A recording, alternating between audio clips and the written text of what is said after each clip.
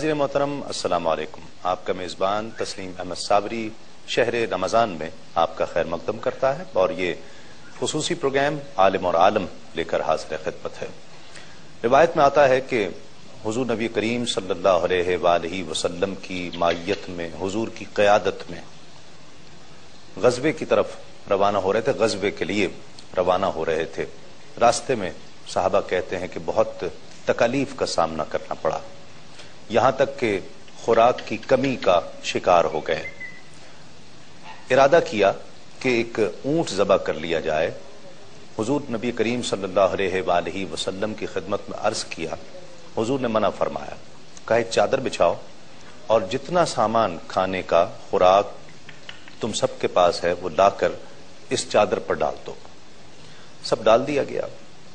کہتے اندازہ لگایا کہ جو کھانا جمع کیا گیا تھا وہ ایک بکری کے بچے جتنا ہوگا اور ہماری تعداد 1400 کے قریب تھی.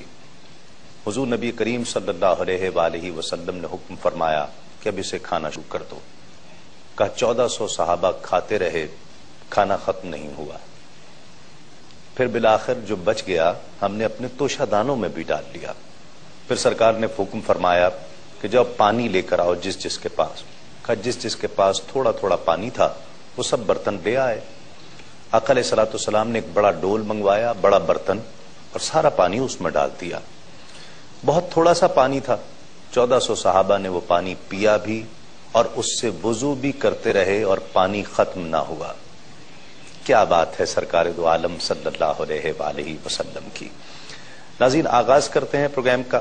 ہمارے ساتھ تشریف فرما ہے آپ کی بہت جانی پہچانی، ہر دل عزیز، بہت محبوب شخصیت، الفرقان اسکالرز اکیڈمی کے ڈائریکٹر علامہ مفتی محمد اکمل صاحب. السلام علیکم.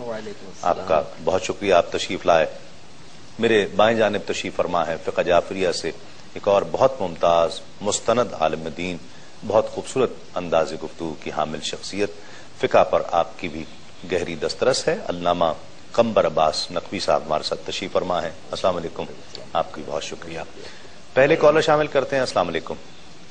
السلام علیکم ورحمۃ اللہ وبرکاتہ. وعلیکم السلام ورحمۃ اللہ وبرکاتہ. صاحبزادہ تسلیم احمد صابری صاحب، آپ کو، مفتی صاحب کو اور علامہ صاحب کو پیش کی سب سے پہلے عید مبارک ہو.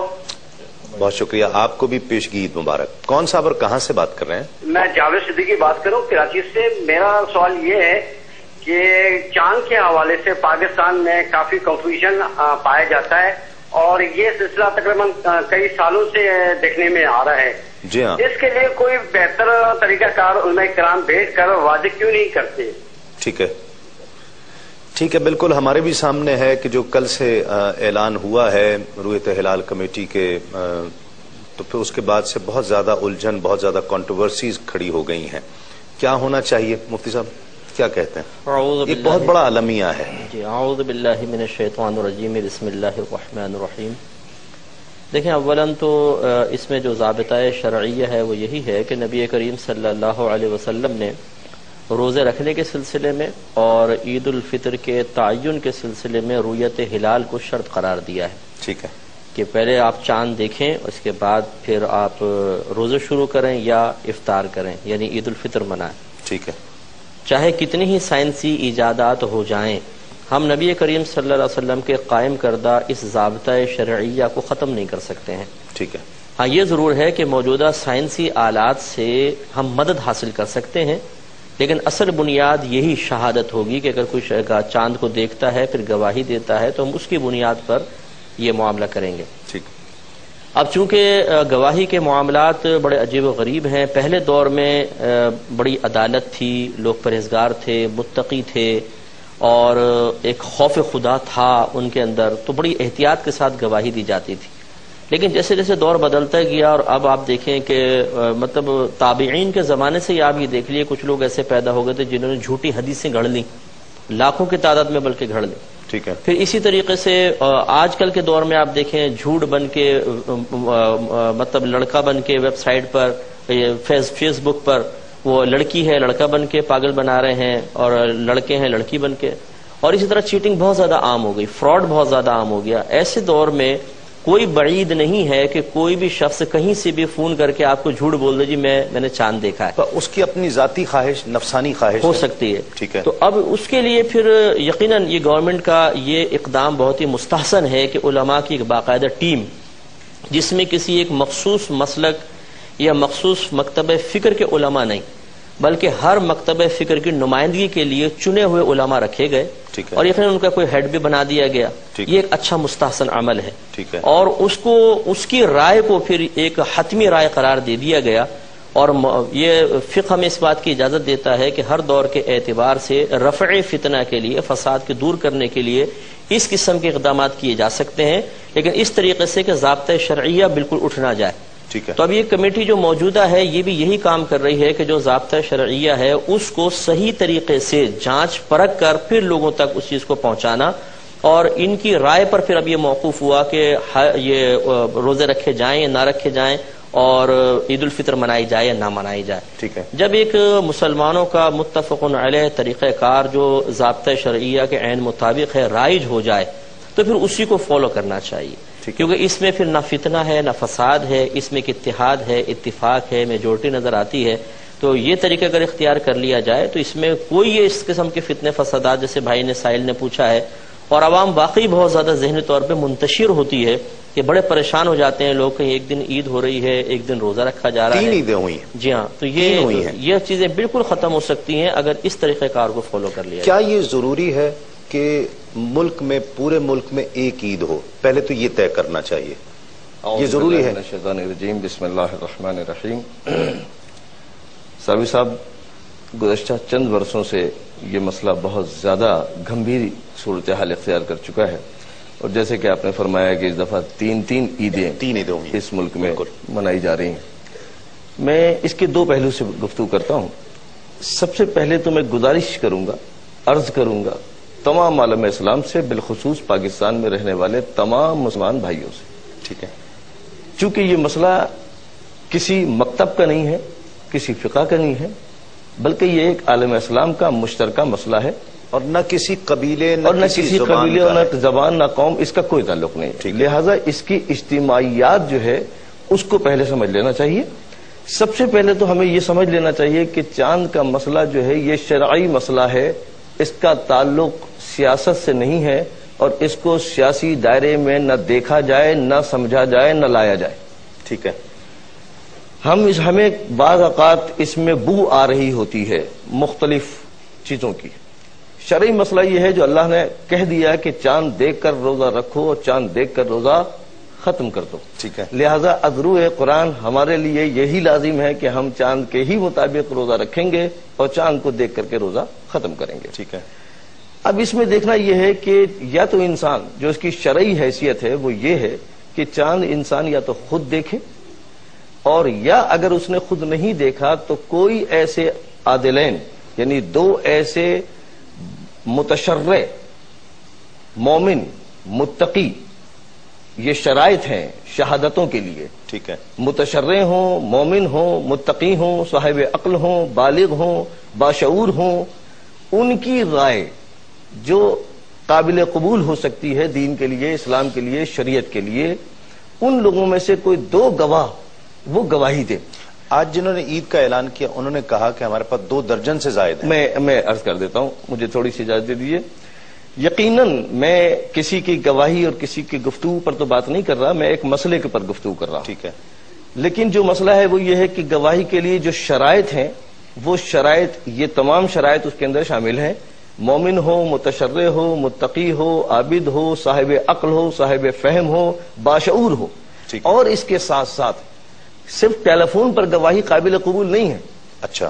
ان لوگوں کو مثال کے طور پر میں فار ایگزامپل سپوز کہہ رہا ہوں کہ آپ مجھ سے کہتے ہیں کہ جناب میں نے دیکھا، تو میں آپ سے اور وہ شخص جس ایک اور آدمی گواہی دیتا ہے تو آپ دونوں آدمی میرے سامنے ہوں گے اور مجھے بتائیں گے کہ آپ نے کس افق سے دیکھا ہے، اور وہ بھی بتائیں گے کہ مجھے کس افق سے دیکھا ہے. آپ کا وقت، آپ کا افق، آپ کے لمحات، ہر چیز کو ہم دیکھیں گے کہ یہ آیا دونوں میں میچ کر رہے ہیں یا نہیں کر رہے ہیں. ٹھیک ہے. کہیں ایسا تو نہیں کہ آپ کو ابہام ہو گیا ہو اور کسی اور کو ابہام ہو گیا ہو. تو یہ ساری چیزیں علماء موجود ہیں. بہرحال پاکستان کی ایک مستند ادارہ موجود ہے، رویت ہلال کمیٹی، اور اس رویت الحال کمیٹی میں تمام علماء موجود ہیں. اگر کسی کو اس بات پر اختلاف ہے یا چاہتا ہے کہ اس میں علماء کی تبدیلی ہو یا اور لوگ آئے تو وہ کوئی حرج نہیں ہے, گورنمنٹ موجود ہے, ٹھیک ہے, اس میں کیا جا سکتا ہے. تمام مکاتب فکر تمام مکاتب فکر کے مستند علماء اول تو موجود ہیں. اور مفتی منیب الرحمان صاحب ایک ایسی شخصیت ہیں جن پر اتفاق ہے لوگوں کا. دیکھیے منیب الرحمان صاحب کا ماشاءاللہ پچھلے کافی عرصے سے بہت مستحسن عمل ہے, اور تقریباً بہت ہی اچھے مزاج سے اور اچھے انداز سے ان کی خدمات بھی ہیں, اور ان کی خدمات بھی ناقابل فراموش ہیں. یقیناً لہذا ایسا ممکن نہیں ہے کہ ان کی ذات پر کوئی بات کی جائے. ٹھیک ہے, لیکن اگر کوئی درمیان میں اصول طریقہ کار کسی چیز کے اوپر اگر کوئی اختلاف ہے تو اس کے اوپر گفتگو کی جا سکتی ہے, بیٹھا جا سکتا ہے. مزید میں چاہتا ہوں شہادت کو پرکھنے کا کیا طریقہ کیا ہے, کیوں نہیں؟ دیکھیں رویت شرط ہے, چاند کا دیکھنا شریعت یہ کہہ رہی ہے ضرور دیکھا جائے. جس نے گواہی دی اس نے بھی یہ کہا کہ میں نے چاند دیکھا ہے. اب اس کی شہادت کو پرکھنے کے لیے, اس کے ہونے یا نہ ہونے کے لیے کیا ہم ٹیکنالوجی کا سہارا نہیں لے سکتے ہیں؟ بالکل لے سکتے ہیں. جیسے میں نے اپنی تمہیدی گفتگو میں عرض کی کہ ہم ٹیکنالوجی کو مکمل طور پہ اس پہ ٹرسٹ نہیں کر سکتے, لیکن جو ہمارا شرعی ضابطہ اور قاعدہ ہے اس کی توثیق کے لیے, اس کی تائید کے لیے آلات کو استعمال کیا جا سکتا ہے. ٹھیک ہے. اب جہاں تک میری معلومات ہے, جتنے بھی ماہر فلکیات ہیں وہ بھی یہ کہہ رہے ہیں کہ چاند جو ہے وہ تقریباً ایسی انیشل پوزیشن میں ہے کہ ان لمحات میں تو نظر آ ہی نہیں سکتا ہے. اس کی عمر کا جی 25 گھنٹے ہوئی تھی, 30 گھنٹے سے پہلے وہ نظر ہی نہیں آ سکتا. اس کا مطلب ہے ابہام کے چانسز ہیں.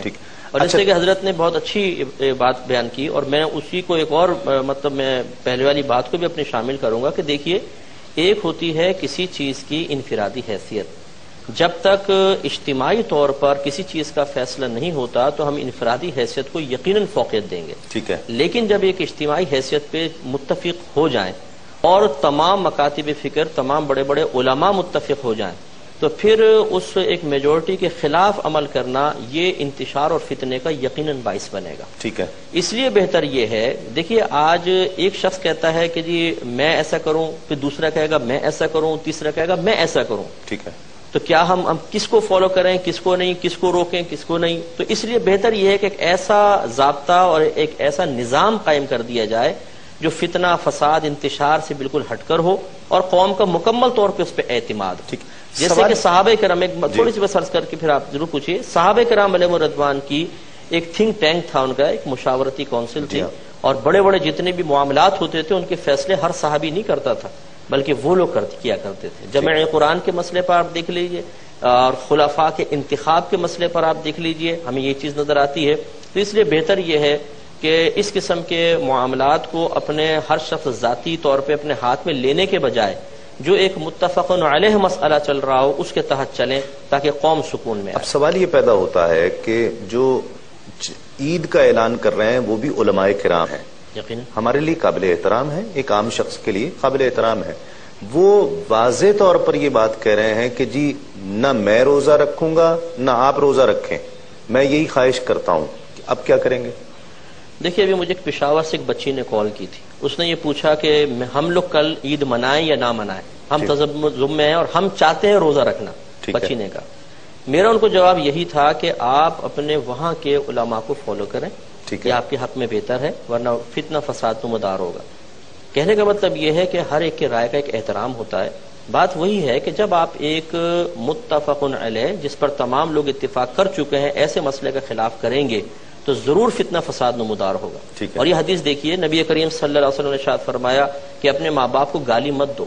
صحابہ کرام علیہم رضوان نے عرض کیا صلی اللہ علیہ وسلم کون اپنے ماں باپ کو گالی دے سکتا ہے؟ فرمایا اگر تم کسی کے ماں باپ کو گالی دو گے وہ تمہارے ماں باپ کو گالی دے گا, تو گویا کہ تم اپنے ماں باپ کو گالی دے رہے ہو. ٹھیک ہے. تو کہنے کا مطلب یہ ہے کہ اس قسم کی کوئی صورتحال کے میڈیا پر آ کر اگر کسی ایک فرد واحد کو یہ شخصیت کو ٹارگٹ بنا کر اس کے خلاف کام کیا جائے, چاہے وہ کوئی بھی ہو, مسلمان ہے, تو پھر یقینی سی بات ہے کہ اس کے متبعین آپ کے خلاف بولیں گے. ٹھیک ہے. اور آپ کے متبعین اس کے خلاف بولیں گے. یہ چیز جب عوام کے اندر جائے گی تو پھر علماء کی حتق اور توہین اور تحقیر کا سبب بنے گی. جو اس کا سبب بنے گا پھر اس کے اوپر وبال ہے. نقوی صاحب, سوال یہ پیدا ہوتا ہے, میں نے اپنی زندگی میں نہیں دیکھا آج تک, یہ مسئلہ تو چلتا رہا کہ عیدیں 2 ہو گئیں, رمضان ایک دن سٹارٹ نہیں ہو رہا ہے, کہیں پہلے ہو گیا کہیں بعد میں, کبھی شوال میں, ربیع الاول میں, سفر میں, ربیع الثانی میں, جمادی الاول میں, کیوں شہادتیں موصول نہیں ہوتی؟ صرف رمضان میں ہی یا عید کے دنوں میں ہی، عید کے چاند پر ہی کیوں جھگڑا کھڑا ہوتا ہے؟ کیا وجہ؟ مطلب چاند اسی میں آگے پیچھے ہوتا ہے یا کیا وجہ ہے؟ دیکھیے میں نے عرض کیا کہ آپ ماشاءاللہ اتنا مشاہدہ رکھتے ہیں، آپ کا آنا جانا ملنا، آپ نے کبھی سنا ہے کہ محرم سفر یا ربیع الاول ربیع الثانی میں کبھی ضرورت پڑی ہو، اس جھگڑے کی کوئی نوبت پہنچی ہو؟ آپ نے بہت بنیادی بات کی ہے. اگر فرض کے اوپر میں گفتگو کر رہا ہوں، فرض محال محال نہیں ہوتا، ایک فلسفے کا اصول ہے. فرض کر لیجئے کہ اگر ایسا مسئلہ ہے بھی کہ کسی کے نزدیک چاند ہو چکا ہے اور کسی کے نزدیک نہیں ہو چکا، تو یہ آج تھوڑی، اس کا تعلق تو چند مہینے پہلوں سے ہونا چاہیے. ٹھیک ہے، ہو سکتا ہے کہ جناب وہ شعبان کا چاند جو ہے وہ آگے پیچھے ہوا ہو. جی ہاں، ہو سکتا ہے کہ جناب اس سے پہلے رجب کے مہینے کے جو چاند ہے اس میں مسئلہ ہوا ہو. تو اس مسئلے کی طرف جو ہے وہ کیوں نہیں لے کر جاتے ہیں اس طرف؟ اس دن آپ بات اٹھا دیں، رجب کا مہینے کی بات کر دیں کہ جناب یہ 29 کا چاند جو ہے مناسب نہیں ہے، تو 30 کا چاند ہے. تو اگر وہاں کلیئر ہو جائے گا تو یہاں پر خود بخود بات کلیئر ہو جائے گی. تو آج کے دن یہ بات اٹھانا مناسب نہیں ہوتی، اجتماعیات کا مسئلہ ہوتا ہے. دوسری بات میں ان لوگوں کے لیے بھی کہوں گا کہ جن کے نزدیک ہو گیا ہے، فرض کر لیجئے اگر ان کو یقین کامل ہے، چونکہ جیسے میں نے ابتدائی گفتگو میں کہا کہ یہ شرعی مسئلہ ہے، اللہ کو جواب دینا ہے. اگر ایک روزہ چھوڑا جا رہا ہے یا چھڑوایا جا رہا ہے تو اس کا بھی گناہ ہے اور گناہ عظیم ہے، چونکہ روزے کو ترک کرنا حرام ہے. اور اگر اس کو جو ہے زبردستی منوایا جا رہا ہے تو بھی غلط ہے، کیونکہ عید کے دن روزہ رکھنا بھی حرام ہے. ٹھیک. اب آپ دیکھیں کہ کی نزاکت کتنی ہے. اوہو، کتنی نزاکت ہو گئی کہ اگر ترک روزہ ہو گیا تو گناہ عظیم ہو گیا، حرام ہو گیا. اور اگر چاند نکل چکا ہے اور عید ہو گئی ہے تو عید الفطر کا روزہ رکھنا حرام ہے. ٹھیک، بالکل.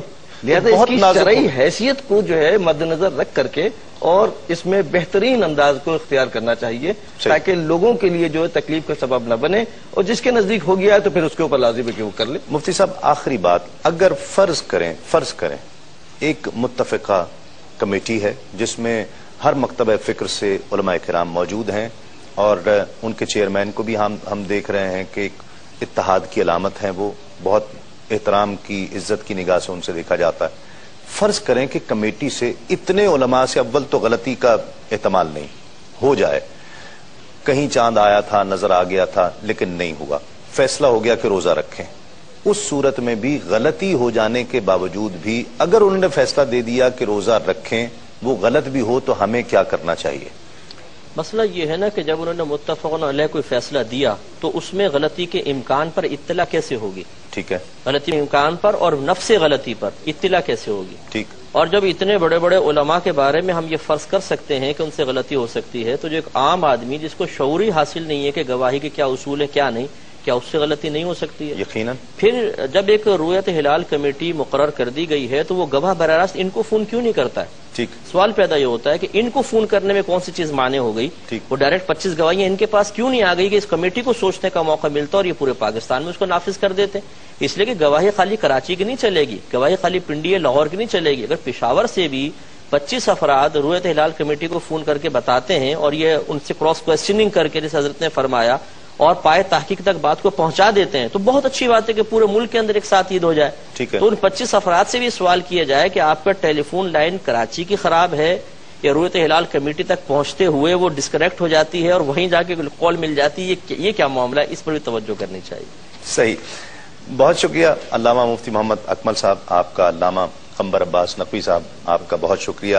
ناظرین آج ایک ہی خالی ایک پیغام کی ماہ سیام کے اختتام کا مقصد یہ نہیں ہے کہ لوگ اللہ کو بھول جائیں اور عبادات کو ترک کر دیں، لہذا یہ سلسلہ جاری رہنا چاہیے. مغفرت خالی رمضان میں نہیں ہوتی، اللہ کی مغفرت ہمیشہ رہتی ہے، لہذا اپنی عبادات کو جاری رکھیں. جی ہاں، اور ہمارے نزدیک روزہ آج ہے اور رمضان 30 کا ہے اس بار، اور ہم سب الحمدللہ روزے سے ہیں، اللہ کا شکر ہے.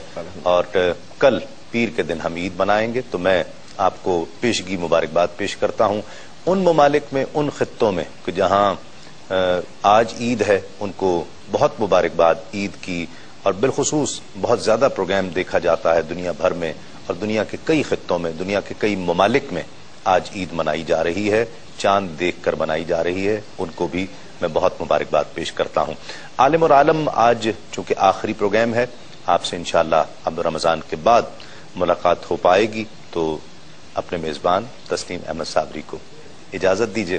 تسلیمات۔